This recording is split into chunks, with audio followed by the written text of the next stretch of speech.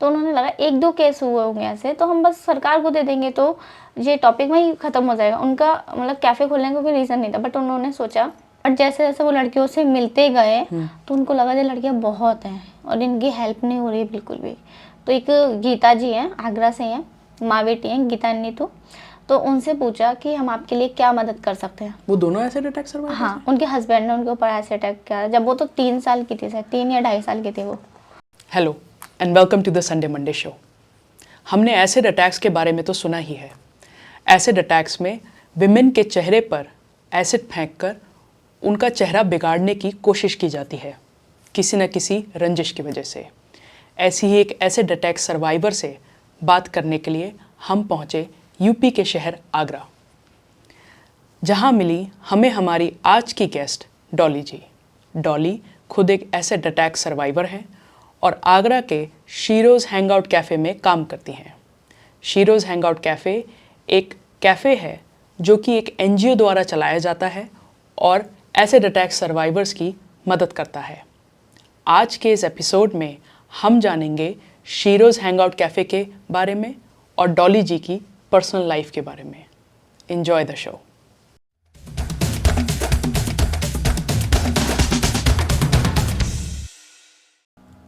आप पर अटैक 2013 में हुआ था, अभी हम 2025 में बैठे हैं।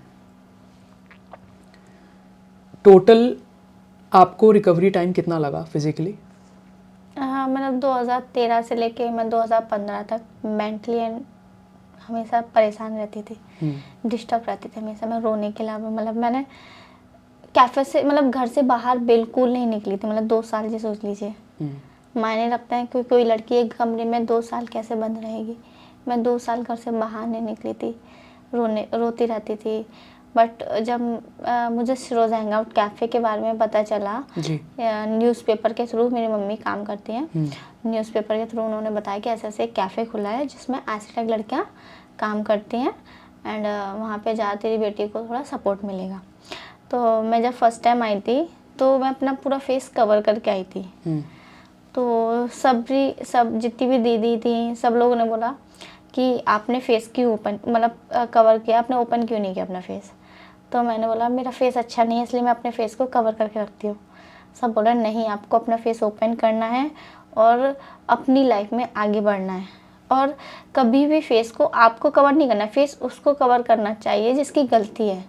आपकी गलती नहीं है तो आप क्यों कवर करते हो। मैंने बोला नहीं दीदी, मुझे अच्छा नहीं लगता, कोई मुझे क्या बोलेगा क्या नहीं बोलेगा। तो बोला नहीं, लोगों का काम है कहने का और आपका काम है उसको इग्नोर मारने का। तो मैं बोले हम भी तो जी रहे हैं ना अपनी लाइफ को। तो मैंने देखा कि रीतू दीदी अपनी ज़िंदगी जी रही हैं, रूपा दीदी अपनी ज़िंदगी बड़े अच्छे से जी रही हैं, हंस रही थी सब लोग। और ये सब वो लोग हैं जो सारे एसिड अटैक सर्वाइवर्स हैं। जी, सब लोग मतलब ये सोचिए किसी तो आँख में प्रॉब्लम है, किसी के कान में प्रॉब्लम है, बट मैंने वहाँ देखा कि मतलब वो इतना प्रॉब्लम होने के बाद वो अपनी लाइफ में आगे बढ़ सकती हैं, तो मैं क्यों नहीं आगे बढ़ सकती हूँ। मैं क्यों मतलब अपने आप को पीछे समझूँ, मेरे को भी आगे बढ़ना है। तो फिर मैंने वहाँ से अपनी नई ज़िंदगी की शुरुआत की और मैंने फिर धीरे धीरे मैं कैफ़े में आने जाने लगी। तो मेरा घूमने का बहुत ज़्यादा शौक था। तो मैं फर्स्ट टाइम फेस ओपन करके पार्क घूमने गई अपनी बहन के साथ।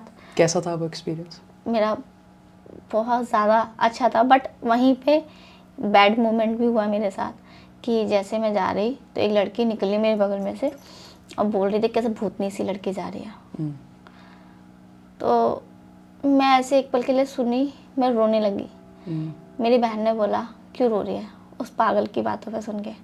तो मैंने बोला दीदी वो ऐसे बोल रही है, कह देख भगवान ने 2 कान क्यों दिए हमें। बोला मुझे नहीं पता, गुस्से में थी। मैंने बोला मुझे नहीं पता। तो बोले देख इससे सुन, इससे निकाल, भगवान ने इसीलिए 2 कान दिए। तो सारी बातों को दिमाग में रखेगी तो तू आगे नहीं बढ़ पाएगी।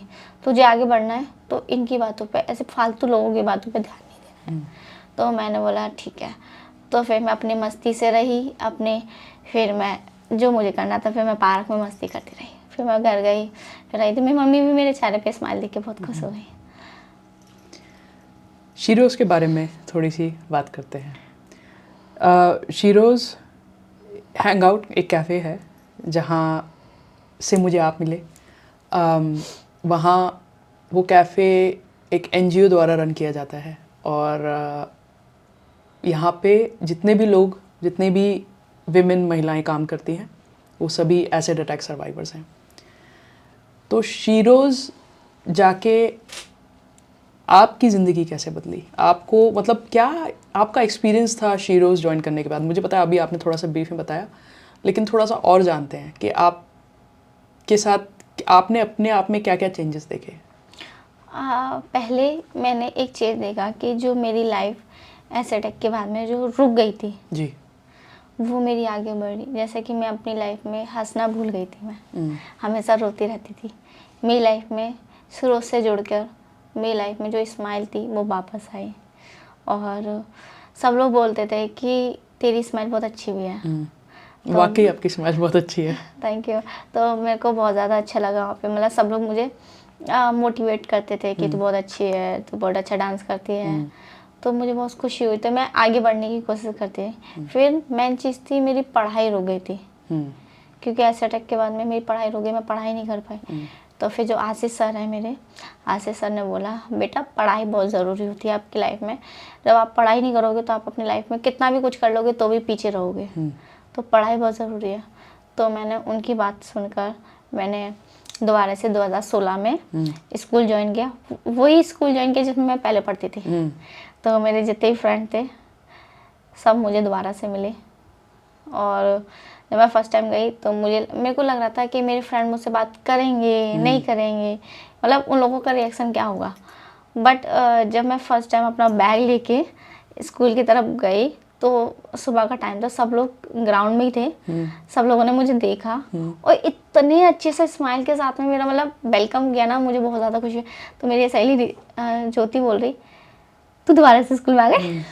तो मैंने बोला हाँ। मैंने कि मुझे पढ़ाई भी बहुत ज़रूरी थी। मैंने कि तुझे पता है? तो कह रही तू कौन सी क्लास में है? मैंने कि 6 में। कह रहे हाँ। मैं कि हाँ। कह मैं भी 6 में हूँ। मैंने कि ठीक है। कह चल चल मेरी ब्रेंच पे बैठी हूँ। मैं ठीक है। मतलब वो एक्सपीरियंस मेरा बहुत ज़्यादा अच्छा था और मैं शुरू से नहीं जुड़ पाती तो मुझे नहीं लगता मैं स्कूल दोबारा से ज्वाइन कर पाती और अपनी पढ़ाई को कंटिन्यू कर पाती। और तो आज मैं हिंदी भी बोलती, इंग्लिश मेरे को कुछ भी लिखना नहीं आता, आज मैं हिंदी इंग्लिश अच्छे से लिख पाती हूँ, बोल पाती हूँ। और मैं कहाँ लोगों के आगे आने से डरती थी, आज मैं लोगों के आगे आती हूँ और अपने बारे में बात कर पाती हूँ। मेन चीज़ मेरे लिए ये है। और आजकल तो आप स्पेनिश भी सीख रहे हो। स्पेनिश भी सीख रहे हैं क्योंकि मुझे स्पेन जाना भी है अक्टूबर में, तो मुझे थोड़ी सी स्पेनिश सीखनी भी है। बिल्कुल। क्योंकि कैफ़े के वजह से ही सही हम लोगों को भैया सोचते हैं कि हम लड़कियों को पूरी तरह से मजबूत बनाएं, क्योंकि लड़कियों को सब कुछ आना चाहिए। हम लोगों को भैया सिलाई भी सिखाते हैं और बुनाई भी सिखाते हैं, जो उनके स्वेटर होते हैं वो भी सीखते हैं। जो इयरिंग्स मैंने पहने हैं वो भी मैंने, मुझे अभी पूछना ही था आपसे कि आपने पहले भी मेंशन किया था कि इयरिंग्स आपने ये खुद बनाए हैं। तो मैंने शीरोज़ में भी देखा, कैफ़े में भी देखा, sorry to cut you off, no problem. मैंने कैफ़े में भी देखा था कि वहाँ पे आप लोग काफ़ी सारी चीज़ें रखते हैं और शायद उसमें से काफ़ी सारी चीज़ें आप लोगों ने खुद ने बनाई हैं जो आप लोग वहाँ पे सेल करते हैं। एक चीज़ मुझे बड़ी शॉकिंग लगी उस कैफ़े में, जब हम पहली बार उस कैफ़े में गए तो जब हमने मेन्यू देखा वहाँ का, तो उसके मेन्यू में कोई भी प्राइसेस नहीं लिखे हुए और तो हमने कोई भी सवाल नहीं किया। उसके बाद जब हम बिल पे करने के लिए गए तो मुझसे ये कहा कि आपकी जो भी इच्छा है वो पे कर दीजिए। तो मेरे को बड़ा ही शॉकिंग लगा और मैंने कहा कि मुझे तो आपने धर्म संकट में डाल दिया, मतलब ऐसे ऐसे मत करिए आप मेरे साथ, आप मुझे प्लीज़ बता दीजिए। तो आप भी थे शायद वहाँ पर जी। तो वो कॉन्सेप्ट क्यों है? उसके पीछे भी एक रीज़न है। जैसे कि आपने देखा होगा हर नॉर्मल रेस्टोरेंट में पे लिखा रहता है, तो आप उसका कुछ भी नहीं पूछते। फिर आपको पता है ये चीज़ इतने की है तो आप बिल्कुल किसी पूछोगे नहीं, आप ऑर्डर दोगे और चले जाओगे। बट हमारे जो सीनियर आशीष सर, उन्होंने बोला पे एज यू विश बोलेंगे तो जिस पे क्या रहेगा प्राइस नहीं लिखा होगा वो आपसे पूछेंगे कि आपने पे एज यू विश, मतलब मैम इस पर प्राइस क्यों नहीं लिखा, तो आप अपने बारे में बता सकते हो।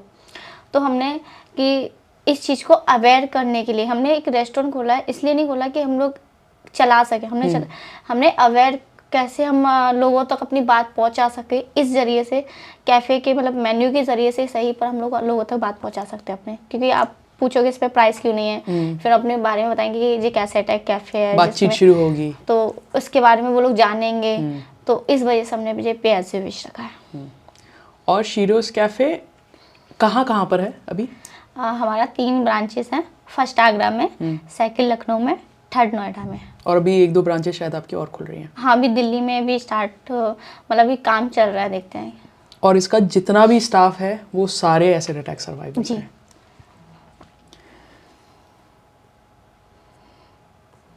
इन जनरल कॉमन इंसान को ये सब चीज़ें सुनने में शायद इतनी ना आए, क्योंकि आजकल जितनी न्यूज़ चलती है ना, ज़्यादातर न्यूज़ जो होती है ना, वो काफ़ी नेगेटिव न्यूज़ है। हम लोग बहुत कुछ देखते हैं, बहुत कुछ सुनते हैं, न्यूज़ पूरा दिन चलती है, पूरा दिन सुनते हैं। लेकिन शायद आप लोगों को ज़्यादा सुनने में आता होगा कि आज इसके ऊपर एसिड अटैक हो गया या उसके ऊपर एसिड अटैक हो गया। शायद कम हो गए, आई होप कि पहले से कम हो गए हैं, लेकिन अब भी होते हैं।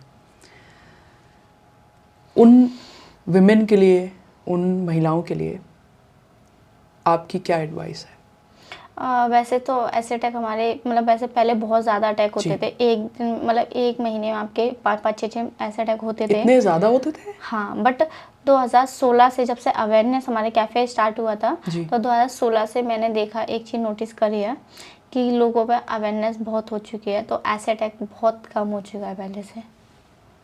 कि अच्छा, अब मुझे ये नहीं पता था कि इतने ज़्यादा होते थे। क्योंकि हमारे कैफ़े में 300 लड़कियां हमारे से कनेक्टेड हैं। और अच्छा, जो सिर्फ काम नहीं करती बट कनेक्टेड भी हैं। हाँ, और वो भी एसिड अटैक हाँ, सर्वाइवर्स क्योंकि हम उनको medical treatment and educations and हम उनके ड्रीम पे काम करते हैं। हमारी जो संस्था है हमारी उन लड़कियों के ड्रीम पे काम करती है। जैसे कि भैया लोग मुझसे पूछते हैं आपको क्या करना है, तो मैं उनको बोलती हूँ मुझे डांस करना है या मुझे सिलाई करनी है, मुझे किसी भी चीज़ में फील्ड में आगे जाना है, तो मुझे हमेशा तैयार करते हैं क्या, हाँ ठीक है जाइए। मैंने जैसे कि पिछली बार भैया ने मुझसे बोला आपको क्या सीखना है, मैंने बोला भैया मुझे डांस में थोड़ा इंटरेस्ट है, तो उन्होंने मुझे डांस क्लास में भी भेजा। मैं 4 महीने डांस क्लास सीखा, फिर उसके बाद में सीखा, फिर मुझे जॉब भी करनी थी। मैंने बोला, फिर मैंने जॉब किया कैफ़े में अपने में। फिर कौन सा डाबर वो है ना एक ट्रोपोलाइट, जिसमें मैंने केक की प्रिपेयरिंग भी सीखा। केक कैसे बनाते हैं, चॉकोलावा कैसे बनाते हैं, मतलब हम लोगों ने बहुत सारी ट्रेनिंग्स ले रखी हैं, जिसमें हम मॉकटेल्स बनाना भी सीख के आए हैं अभी हम लोग। तो हमारी कुछ बीच बीच में छोटी छोटी ट्रेनिंग्स भी होती रहती है हम लोगों के कैफ़े में, कि हम लड़कियों को सब कुछ है। और फिर हम लड़कियों के ड्रीम पे भी काम करते हैं। जैसे आपको पढ़ाई करनी है, किसी को कुछ करना है, तो हम उनको पढ़ाते भी हैं। और आपको कैफ़े से सैलरी भी मिलती है? जी। और छुट्टियाँ भी, मतलब आप एक एम्प्लॉई हो? जी। और जैसे आप मुझे बता रहे थे कि मेन ड्रीम ये था कि जो औरतें, महिलाएं एसिड अटैक सर्वाइवर्स होती हैं, मेनली उनका चेहरा ख़राब किया जाता है, और ऐसी औरतों को, ऐसी महिलाओं को, ऐसी विमेन को जॉब आसानी से नहीं मिलती क्योंकि उनका चेहरा ख़राब हो जाता है। तो वो एक एम है शीरोज़ कैफ़े का, कि आप अपने पैरों पे खुद खड़े हो सको।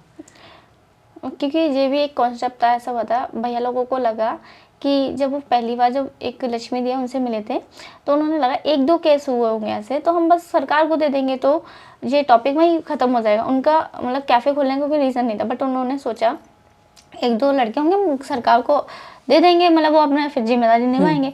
बट जैसे जैसे वो लड़कियों से मिलते गए तो उनको लगा ये लड़कियाँ बहुत हैं और इनकी हेल्प नहीं हो रही है बिल्कुल भी। तो एक गीता जी हैं, आगरा से हैं, माँ बेटी हैं, गीता नीतू, तो उनसे पूछा कि हम आपके लिए क्या मदद कर सकते हैं। और वो दोनों एसिड अटैक सर्वाइवर्स हैं? जी, वो दोनों एसिड अटैक सर्वाइवर्स हैं।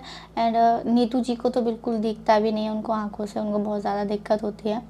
एंड दोनों माँ बेटी हैं। उनके हस्बैंड ने उनके ऊपर एसिड डाला था, मतलब क्योंकि बेटी बेटी हो रही थी, बेटा नहीं हो रहा था, या घर का प्रॉब्लम था, क्या रीज़न था आई डोंट नो, बट इसी बात पर उस पर एसिड फेंक दिया था उन पे दोनों पर। जी।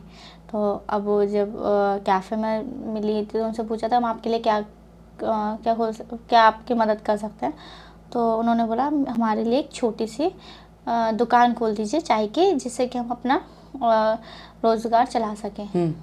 तो भैया लोगों ने सोचा फिर हम एक ही लोगों की मदद नहीं कर सकते हैं, हम और भी लोग हैं, और भी लड़कियां हैं, हम उनको कैसे मदद कर सकते हैं, क्योंकि हम अलग अलग लड़कियों को तो मदद नहीं कर सकते हैं। ऐसा क्या करा जाए जिससे हम एक साथ सारी लड़कियों को इकट्ठा कर सकें, एक साथ जोड़ सकें। ज़्यादा से ज़्यादा लोगों की मदद हो जाए। हाँ, तो एक साथ तो फिर सब जो सीनियर थे, आशीष सर हैं, आलोक सर हैं, उन लोगों ने सोचा कि एक रेस्टोरेंट ओपन करते हैं जी। जहाँ ये लड़कियाँ खुद ही सर्विस करेंगी, खुद ही उसको मतलब सारा जो अरेंजमेंट है सब कुछ लड़कियाँ ही देखेंगी। तो हमारे कैफे बस कुकिंग हम नहीं कर पाते हैं, क्योंकि कुकिंग में जो खाना बनाते हैं उस पर बड़ी वाली गैस यूज़ करते हैं, तो हमारे फेस पे जलन मचती है, तो हम लोग ज़्यादा कुकिंग नहीं कर पाते हैं इस वजह से। तो फिर हमारा एक कैफ़े खोला गया, उसका नाम रखा गया शीरोज़ हैंग आउट, और इसका भी एक मीनिंग था, शी प्लस हीरो, तो इस वजह से इसका नाम भी रखा गया, लड़कियां एक हीरो होती हैं। तो कैफ़े ओपन हुआ, फिर आज हम लड़कियों की सबकी लाइफ चेंज है, आप देख सकते हो। जहाँ एक लड़की कोने में बैठ के रोती थी, आप जैसे मैं 2 साल घर से बाहर नहीं निकली थी, वैसे आज मैं आपके आगे अच्छे से बोल पा रही हूँ, आपसे इतने अच्छे से बात कर पा रही हूँ। सब मेरे शीरोज़ हैंग आउट कैफ़े की वजह से आया है। जो आज आशीष सर, आलोक सर नहीं खोल पाते, तो आज मैं यहाँ पे नहीं हो पाती, आपके आगे बात नहीं कर पाती। और आपके जैसे पता नहीं कितनी विमेन है जिनको उन्होंने सपोर्ट किया है। बहुत, वही तो 300 लड़कियां, उनको भी सपोर्ट किया है। अभी उनका ऑपरेशन चल रहा है नोएडा में, तो ऑपरेशन चल रहा है, एजुकेशन हो रहा है उन लोगों का। सब लड़कियां, आधे से ज़्यादा लड़के पढ़ रहे हैं, कुछ का ऑपरेशन चल रहा है, किसी को उनके ड्रीम पे फोकस करा रहे हैं, बहुत सारी चीज़ों पर। मतलब मैं क्या बताऊँ, भैया लोग इतना सारा काम करते हैं। मुझे आपसे ये पूछना है कि आपका ऐसे लोगों के लिए क्या मैसेज है जो किसी न किसी परेशानी से जूझ रहे हैं और वो नहीं निकल पाते घर से बाहर, कि भाई डिप्रेशन हो गया या कुछ भी बात हो गई, खुद को कमरे में बंद कर लिया और नहीं निकल रहे बाहर, हिम्मत नहीं हो रही कि कैसे लोगों का सामना करें, कैसे बाहर निकलें, कैसे ज़िंदगी दोबारा से शुरू करें। आपका लोगों के लिए क्या मैसेज है? मैं यही बोलना चाहूँगी, क्योंकि लोग आपको बस बोल सकते हैं, आगे निकलना आप ही को होगा। जी। वो आपको हाथ पकड़ के बस आपको बोल सकते हैं कि चलो, चलना आपको होगा। तो लाइफ में चाहे कितनी भी प्रॉब्लम क्यों ना हो, उसको फेस आपको करना होगा। क्योंकि जैसे कि मैं हूँ, अब मुझे मेरी माँ ने सपोर्ट किया। जी। आज मेरी माँ ने सपोर्ट नहीं किया होता तो आज मैं यहाँ पे नहीं होती। और जब मेरी माँ ने सपोर्ट किया, मेरी माँ ने एक कदम बढ़ाया, दूसरा कदम मैंने बढ़ाया, कहीं ना कहीं वहीं आशीष सर, आलोक सर ने एक कदम बढ़ाया, तो आज मैं इतनी अच्छी जगह पे हूँ। तो कभी भी ये मत सोचिए कि मेरे साथ ऐसा बुरा हुआ है तो मैं कुछ नहीं कर सकती हूँ। नहीं, आप कर सकते हो और बहुत अच्छा कर सकते हो। तो सब लोगों से यही कहना चाहूँगी, अपनी लाइफ में, किसी की भी लाइफ में कोई भी प्रॉब्लम हो ना, उस प्रॉब्लम को आप ही को फेस करना है, ना किसी और को करना है। और ज़िंदगी में मेरा जो तजुर्बा है, मैं उसको आप लोगों के साथ शेयर करना चाहूँगी। जैसे कि ज़िंदगी में हर किसी को रोना, जैसे तकलीफ़ आती है तो कोई हंसते हुए उसको अपनाता है, कोई रोते हुए उसको अपनाता है। तो मैंने सोचा, जब तकलीफ़ को आपको पता है, ये तकलीफ़ आपके पास है और आपको इसको आप ही को झेलना है, ना कि किसी और व्यक्ति को झेलना है, तो क्यों ना इस तकलीफ़ को आपको हंसते हंसते झेलना चाहिए। हंसते हंसते उसको फेस करो। कि जो परेशानी आपके पास आई है ना, वो परेशानी भी कहेगी यार मैं किसी व्यक्ति के पास आ गई कि जो मतलब वो तकलीफ़ को तकलीफ़ ही नहीं समझ रहा है, उसके चेहरे पे इतनी तकलीफ़ देने के बाद भी मुस्कुराहट है, तो क्यों ना इसकी ज़िंदगी में मैं खुशियों की बरसात कर दूँ। तो मेरी ज़िंदगी में वैसे ही हुआ कि आज मैंने अपनी जो दुख थे उनको हंसी हंसी से गुजारा, और आज मैं इतनी अच्छी जगह पे हूँ, इतनी अच्छी जगह पे जॉब कर रही हूँ, तो मैं बहुत ज़्यादा खुश हूँ। और इसी जॉब के बहाने मैं अपनी फैमिली को सपोर्ट कर पा रही हूँ। तो और आज आप जैसे अच्छे लोगों से मिल पा रही हूँ। आज मतलब मैं आगे नहीं बढ़ती तो मैं कुछ नहीं कर पाती। आगे आप सभी को बढ़ना है और हम लोगों को आगे। किसी को अगर शीरोज़ कैफ़े से जुड़ना हो किसी भी मतलब से, तो क्या वो किसी भी जिस ब्रांच में चले जाए, या फिर कोई और तरीका भी है ऑनलाइन जुड़ने का? क्योंकि ऐसा नहीं हो सकता ना कि सभी लोग ब्रांच में जा सकते हैं, क्योंकि पूरे इंडिया में तो अभी ब्रांचेस नहीं है, होपफुली बहुत जल्दी होंगी, लेकिन पूरे इंडिया में तो नहीं है। तो अगर किसी को दूर से कहीं से जुड़ना हो शीरोज़ से, तो वो कैसे जुड़ सकते हैं? हमारा एक पेज है शीरोज़ हैंग आउट, आप उस पर जाके जो उसके मैसेज है उस पर आप क्लिक करिएगा। इंस्टाग्राम पे है एंड फेसबुक पे, ट्विटर पे हमारा स्टॉप ऐसे अटैक है एक हमारा कैंपेन, मतलब हमारा जो पेज है स्टॉप ऐसे अटैक है उसका नाम, तो आप उस पर सर्च मार सकते हो। एंड आप उस पर मैसेज करके आप अच्छा। बोल सकते हो। और हमारे जो सीनियर है वो सबकी पोस्ट पे मैसेज पे बहुत ज़्यादा ध्यान देते हैं, जैसे अच्छा। कोई भी है तुरंत उनका रिप्लाई देते हैं। अच्छा, तो डॉली, आप मेरी आपके जैसे इंसान से आज से पहले कभी मुलाकात नहीं हुई। आप बहुत ज़्यादा इंस्पिरेशनल हो, और ये सिर्फ कैमरा की बात नहीं है।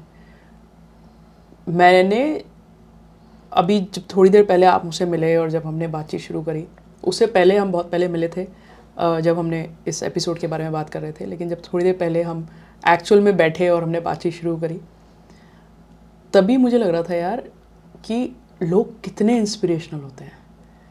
तो आप बहुत ज़्यादा इंस्पिरेशनल हो। आप इस इंस्पिरेशन को बनाए रखना, और आप जितने ज़्यादा से ज़्यादा इंटरव्यूज़ और पॉडकास्ट कर सकते हो प्लीज़ करना, क्योंकि आपको नहीं पता आपकी वजह से कितने लोग शायद इंस्पायर हो। और थैंक यू वंस अगेन कि आपने हमारे show the Sunday Monday show की इतनी ज़्यादा शोभा बढ़ाई। नमस्कार। नमस्ते, thank you. The Sunday Monday show के इस एपिसोड को देखने के लिए आपका बहुत बहुत शुक्रिया, और उम्मीद करते हैं कि आज आपको इस एपिसोड से कोई नई जानकारी मिली होगी। इस शो को अपने फ्रेंड्स एंड फैमिली के साथ शेयर कीजिए। आपके जो भी सजेशंस एंड फीडबैक है हमें कमेंट सेक्शन में बताइए, और एक छोटा सा लाइक कर दीजिए। Thank you.